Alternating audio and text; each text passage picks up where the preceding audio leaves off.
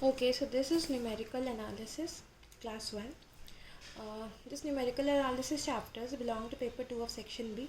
Okay, so we have the syllabus over here. So first of all, we will learn, in this class we'll learn about bisection method and also about regular falsy um, or what's the method of false position. Okay.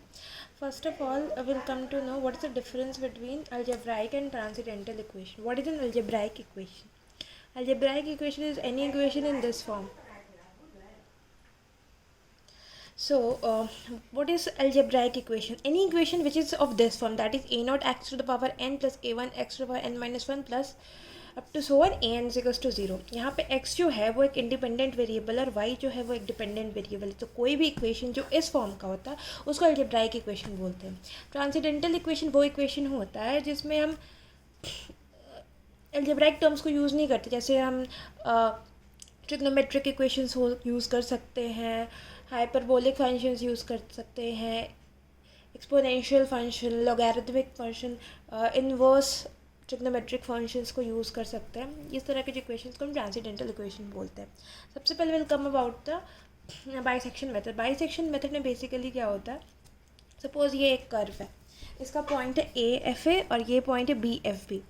मानो कोई भी curve अगर x axis को cut करता है, ठीक है, तो यहाँ जहाँ एक्स इज इक्वल्स टू जहाँ पे ज़ीरो हो गया, यही इसका हमारा जहाँ y is equals to zero हो गया, वहीं पे हमें एक्स का वैल्यू मिल जाएगा और वही इस इक्वेशन का सोल्यूशन होगा. कोई भी ऐसा इक्वेशन है, कोई भी ऐसा कर्व है जो कि एक्स एक्सिस को ऐसे काटता है, तो ये जो एक्स एक्सिस पे जो पॉइंट आएगा, जो पॉइंट ऑफ इंटरसेक्शन होगा, वो उसका सोल्यूशन होगा. तो अगर हमें दो ऐसे पॉइंट मिल जाए, कोई भी दो ऐसे पॉइंट मिल जाए जिसका दो ऐसे पॉइंट मिल जाए, अगर एक मानो एक पॉइंट ए है, एक पॉइंट बी है, ठीक है, एक का वैल्यू पॉजिटिव आता है, एक का वैल्यू निगेटिव आता है, मतलब F A positive, F a negative है एंड एफ बी पॉजिटिव, तो हमें पता है कि इन दोनों पॉइंट के बीच में ही सोल्यूशन होगा. लेकिन मानो हमें एफ ए और यहाँ पे कोई एफ सी है, अगर ये एफ सी है और एफ ए दोनों निगेटिव है, तो हमें पता है कि सोल्यूशन यहाँ तो बिल्कुल नहीं है, सोल्यूशन इसके आगे ही मिलेगा. तो यहाँ पे बस हम इसी चीज़ को यूज़ करते हैं कि दो एफ ए और एफ बी लिया हमने, ठीक है, और उसके बाद हम क्या करते हैं, हम इस दोनों का एक मिड पॉइंट फाइंड आउट करेंगे. ये जो मिड पॉइंट होगा, मानो इनका मिड पॉइंट यहाँ आता है, फिर हम देखेंगे इस पॉइंट और इस पॉइंट के बीच में जो फंक्शंस की वैल्यूज़ क्या है. अगर दोनों पॉजिटिव है तब तो ऑब्वियसली यहाँ पे आंसर नहीं है. फिर हम और अगर यहाँ और यहाँ में देखेंगे तो इसका वैल्यू पॉजिटिव आएगा, इसका वैल्यू नेगेटिव आएगा. इसका मतलब जो आंसर होगा इस दो पॉइंट के बीच में लाई करेगा. बस हम इसी चीज़ को यूज़ करते हैं. मानो कि एफ ए निगेटिव है, एफ बी पॉजिटिव है, तो फिर हम f a plus b by two find करेंगे. मानो अगर ये निगेटिव होगा तो आंसर इस दोनों के बीच में आएगा, और अगर ये पॉजिटिव होगा तो आंसर एफ ए और ए प्लस बी बाई टू के बीच में. इसी तरह से हम आगे बढ़ेंगे. हम एक क्वेश्चन देखते हैं इससे related.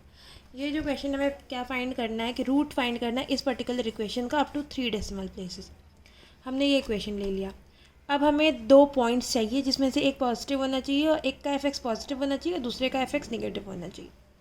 F zero negative, F one negative, F two negative, F three positive है. इसका मतलब जो आंसर है, जो सोल्यूशन है, जो रूट है, वो 2 और 3 के बीच में है. तो हमने क्या किया, 2 और 3 के बीच में हम x2 फाइंड करेंगे. 2 प्लस 3 बाई 2 2.5. फिर f ऑफ x2 फाइंड किया. f ऑफ x2 निगेटिव है, तो ये निगेटिव है, पॉजिटिव कौन है, f3. तो इसका मतलब आंसर जो है 2.5 और 3 के बीच में है, ठीक है. अब हमने इस दोनों का बाई 2 किया, 2.75 आंसर आ गया, ठीक है. F of x three positive है, ये पॉजिटिव है, एफ ऑफ 2.5 निगेटिव, मतलब आंसर 2.5 और 2.75 के बीच में आएगा. फिर हम इस दोनों का डिवाइड बाई 2 करेंगे तो हमें ये मिलता है. फिर इसका हम एफ एक्स फोर ऑफ ये निकालेंगे. तो फिर हम ऐसे करते जाएंगे तो आफ्टर हमें अप टू 3 डेसिमल प्लेसेस चाहिए. तो जब हम x11 पे आते हैं तो 2.706, 2.706, 2.706 जब ऐसे दो बार रिपीट होने लगता है, इसका मतलब हमने अप टू 3 इटरेशन तक हम रीच कर गए और 2.706 ही हमारा आंसर. यहाँ पे एक और कॉन्सेप्ट होता है कि मानो अगर x minus alpha, x minus beta और x माइनस गामा एक इक्वेशन है, इसका सोल्यूशन क्या होगा. इसका सोल्यूशन होगा x is equals to alpha, x is equals to beta और x is equals to gamma. अब मानो अब इसको हम निगेटिव कर देते हैं, minus alpha minus beta minus gamma, या फिर छोड़ो यहाँ तो हम इसको x को minus alpha minus beta minus gamma कर देते हैं. तो इसका आंसर क्या होगा, इसका आंसर हो जाएगा x plus alpha, x plus beta, x plus gamma, ठीक है. तो आई थिंक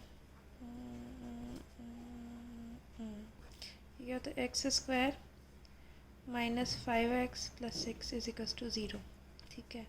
और x प्लस 2 और x प्लस 3 जो है वो हो जाएगा x square plus 5x plus 6 is equals to 0, ठीक है। ये दो इक्वेशन हम लेते हैं। अब इस दोनों में x का वैल्यू क्या है, 2 है और 3 है। अब मानो हमने इस x को -1 से मल्टीप्लाई कर दिया। -1 से मल्टीप्लाई करेंगे तो एक्स स्क्वायर ही रहेगा, -1 में प्लस 5x प्लस 6। तो जब हम -x इसको मल्टीप्लाई करेंगे ना तो हमारा ये इक्वेशन आएगा, और इस इक्वेशन का सोल्यूशन ये है, यानी x इज इक्वल्स टू -2, -3। मानो हम x को अगर -1 से मल्टीप्लाई कर देते हैं ना, x का -x रिप्लेस कर जाते हैं, तो जो इसका रूट है वो जो होता है, रूट का जो निगेशन होगा वो इसका सोल्यूशन होगा। तो हमने यहाँ पे इस पर्टिकुलर इक्वेशन, हमारे हमने कौन सा इक्वेशन फाइंड किया, -4x - 9। तो हमने जब -4x - 9 का सोल्यूशन हमने ये दिया, अब हम यहाँ पे -x से इंटू कर देंगे तो क्या होगा, -x square -4 into -x -9, x square plus 4x - 9। इसका सोल्यूशन क्या होगा, इसका निगेशन। और यही हमें सेकंड क्वेश्चन में पूछ रहा है। सिमिलरली यहाँ पे एक और एक है, इसमें जो बोला 7th स्टेज तक, 7th स्टेज तक मतलब x2 से हम स्टार्ट करेंगे, x2 x3 से x8 तक जाएंगे, और उसका जो भी आंसर आएगा वहाँ तक हम लिख देंगे। सिमिलरली यहाँ पे इसका रूट बोला, तो यहाँ पे हम x को इधर लेके जाएंगे, तो हमारा फंक्शन ये हो जाएगा। फिर हम ये जब भी इस तरह की वैल्यूज़ आती है ना, तो ये जो 0 1 वगैरह रहता है वो रेडियंस पे रहता है, तो हम रेडियंस में फीड करते जाएंगे डेटा, फाइनली हम रूट्स निकाल देंगे। इस तरह के क्वेश्चन में आप 6 स्टेज तक या फिर जहाँ तक हो, अगर क्वेश्चन पे नहीं दिया है तो 4-5 इटरेशंस करके छोड़ दो, या फिर डिपेंड करता है कि मार्क्स कितना है और स्पेस कितना है, उस पर करके छोड़ दो। इसमें भी सेम तरीके से हम प्रोसीड करेंगे, कुछ अलग नहीं है। अब आते हैं regular falsi method. Regular falsi method और बाइसेक्शन मेथड में अंतर ये है कि इसमें rate of convergence towards root जल्दी होता है, मतलब रूट्स की तरफ जल्दी पहुँचते हैं। वहाँ हम क्या करते थे, 2 पॉइंट लिया, उसका मिड पॉइंट किया, फिर इस दोनों का फिर मिड पॉइंट किया। इसमें हम क्या करते हैं, एक तरह से मानते हैं हम इसका एक सीकेंड लाइन ड्रॉ करते हैं, ठीक है। उसके बाद हम क्या करते हैं, सीकेंड लाइन जहाँ पे 0 आता है वहाँ पे फिर हम इसका वैल्यू फाइंड आउट करते हैं, फिर हम यहाँ से फिर से सेकंड लाइन करते हैं, फिर ये जहाँ ड्रॉप करेगा फिर हम यहाँ पे लेके फिर यहाँ सेकंड लाइन ड्रॉ करते हैं, ऐसे ऐसे हम रूट के पास आते हैं। तो इसका एक सिंपल सा फार्मूला है। सबसे पहले तो हम क्या करेंगे, fx0 इंटू fx1 निकालेंगे। अगर वो लेस देन 0 है तभी हम आगे बढ़ेंगे, तब हम x2 इस फार्मूला से निकालेंगे, ठीक है। उसके बाद fx2 से हम fx1 को मल्टीप्लाई करेंगे और fx0 को मल्टीप्लाई करेंगे, जो भी नेगेटिव होगा, यहाँ इसके तो ऑब्वियसली fx0 और fx2 मल्टीप्लाई करेंगे तो नेगेटिव होगा, तो फिर हम नई वैल्यू जो x2 या फिर इसको x3 बोलो, x3 हम इस फार्मूला से निकालेंगे। ये दो तरीके की चीज़ है यहाँ पे या तो तुम यहाँ पे x3 x4 x5 मान के चल लो, या फिर जब सेकेंड इटरेशन आता है तो फिर से तुम इसको x0, इसको x1 और इसको x2 मान के चलो। उसी तरह से यहाँ पे जो ये क्वेश्चन था, हमने पहले fx का जो वैल्यू है 0 1 2 वगैरह डाला, तो 2 और 3 में हमें डिफरेंस दिखा, तो f2 इंटू f3 हो गया लेस देन 0, ये हो गया x0, ये हो गया x1। तो रूट जो है 2 और 3 के बीच में लाई करता है। तो हम x2 जब फाइंड आउट करेंगे तो वो कुछ ऐसे मिलेगा हमें, that is x0 minus x1 minus x0 upon fx1 minus fx0 into fx0। फिर हमने इसको सॉल्व किया, x2 का वैल्यू ये आ गया, फिर हम fx2 निकालेंगे, fx2 इज़ लेस देन 0, ठीक है। इसमें ग्रेटर देन 0 कौन था, इसमें ग्रेटर देन 0 था ये 3, तो मतलब 3 और x2 यानी इसके बीच में रूट लाई करेंगे। इस तरह से हम बाकी का इटरेशंस करेंगे and will get the answer. I think after 7 and 8 iteration 3 digit तक सेम है, तो हमने इसको आंसर मान लिया।